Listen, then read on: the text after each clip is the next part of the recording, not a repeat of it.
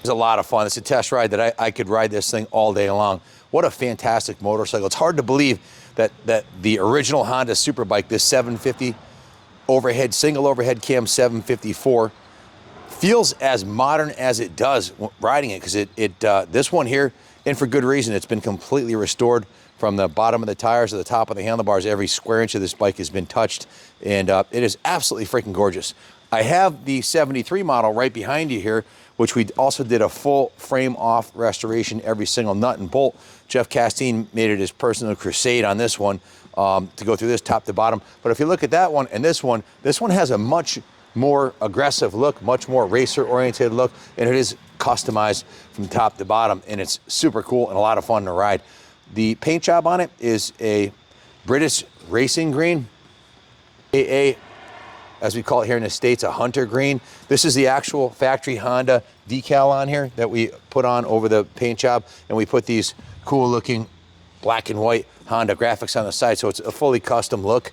The front fender is a modified, more sporty front fender. The rear fender is the original chrome fender. It has a cafe seat on it. It was given a cafe resto mod superbike look. You can see the frame is in absolutely beautiful condition. The original frame badge is still intact here, showing the manufacturer date of November of 1971. Quite a bit of work's been put into this bike. You can see the front tire has been replaced. The forks have been completely rebuilt and repainted. New seals, new fork boots, new springs, new speedometer cable. The front fender has been replaced. The headlight ears are brand new, and basically everything from here up is brand new. I'll get that. That's the easiest way to say it, but I'll get to the individual components in a second, so you can see the kind of attention to detail that's been put into this bike. The brake system's been completely rebuilt. The master cylinder's been rebuilt, and in fact, if you look, there's 4 750 Hondas and 23 bikes total that we're going through today. And this one we've been working on since last winter. So I don't remember everything, and it'll all be written up in eBay, but this is not rebuilt. This is brand new. It's a brand new brake system. It has a brand new caliper, all new pads, all new brake lines, all new fittings, all new bolts, all new hardware, all new springs, and a new master cylinder. So the whole brake system is brand new, except for the rotor, which is an original Honda rotor in mint condition, which has been reconditioned and repainted. So rebuilt forks, new steering head bearings. You can see even the brass crush washers are new. The headlight ears are new. The bucket, the original bucket is intact. That's the original bucket. But if you come around this side here, you'll see everything's brand new. Brand new speedometer, brand new tachometer, brand new hardware holding the bars on, brand new handlebars, brand new steering stem bolt, brand new steering stem hardware, new triple clamp bearings, brand new master cylinder, brand new mounts, brand new brake lever, new throttle housing, new throttle assembly here, new switch housing, new throttle cables. Coming over to this side here, new clutch perch and new clutch lever, brand new mirror, brand new clutch cable, brand new switch housing. Expensive. Add up all these parts, and what do you got? You got expensive. It adds up quick. Brand new cafe style seat. New rear turn signals to match the new front turn signals. Been upgraded with a beautiful set of gold piggyback shocks that are about 3/4 of an inch longer than stock. So it definitely makes it handle a little more aggressively. It has heavy duty fork springs also in the front, so that it just feels like a much tauter suspension. The frame's been completely repainted. The center stand's been repainted.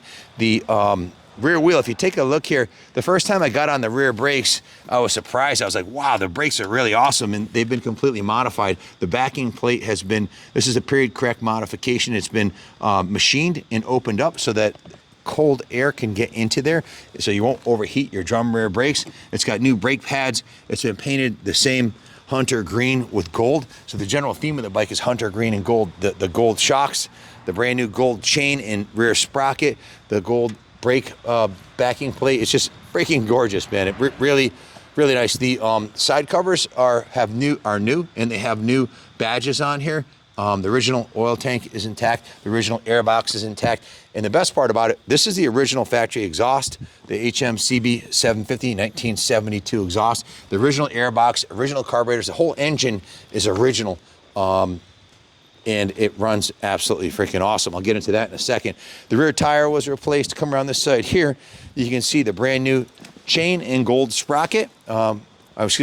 gold chain and sprocket. The side cover on this side's been replaced also, and of course matching RFY piggyback nitrogen shock. Passenger pegs are in excellent condition. The original kickstand and center stand are intact. The original shifter is intact. The engine cases are intact and in excellent condition, as is the cylinder head, the jug, the valve covers. We went right through the bike.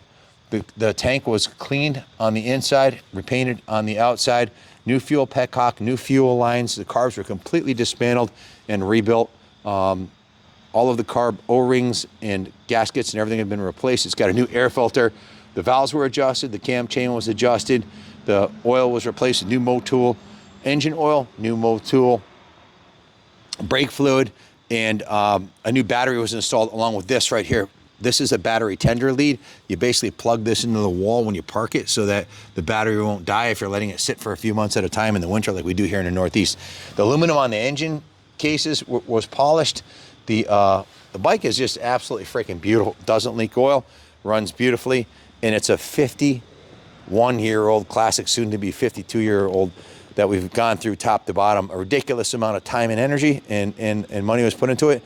And it's a beautiful piece. It has a very unique style. If you're looking for a 754 to ride, I can't think of a better setup than this. It just looks modern. It feels, it's vintage, but it has a more aggressive. Bill Blythe, who's a 4-time Isle of Man veteran, he won Daytona. He came outside and it looks like he said it looks like a racer's bike. You know, it has like a more aggressive look when compared to the stock look over here, which there's a place for that too. I love the stock look too, but this one's just cool. I really like it a lot. It's also been upgraded with a brand new Dyna S ignition, new plug wires, new plugs. There's no points in it, so it's a thoroughly modern system. It's timed perfectly, and it aids in the bike starting and gives more performance and better fuel efficiency. To live under a rock to not know the value of these classic Hondas that are going through the roof. The Sandcast 69s, which we'll be doing a review of one very soon, have become unobtainium. I haven't seen one come up for sale. No one's offered us for less than 30 grand in a long time. They're just unobtainium. They just don't come up. They're I don't know where they all went, but they seem to have been tucked away by collectors. And then, so next is the 70s, the 71s, and the 72s. Regularly, I see these 72s going for over $12,000. We sold one last year for $12,500.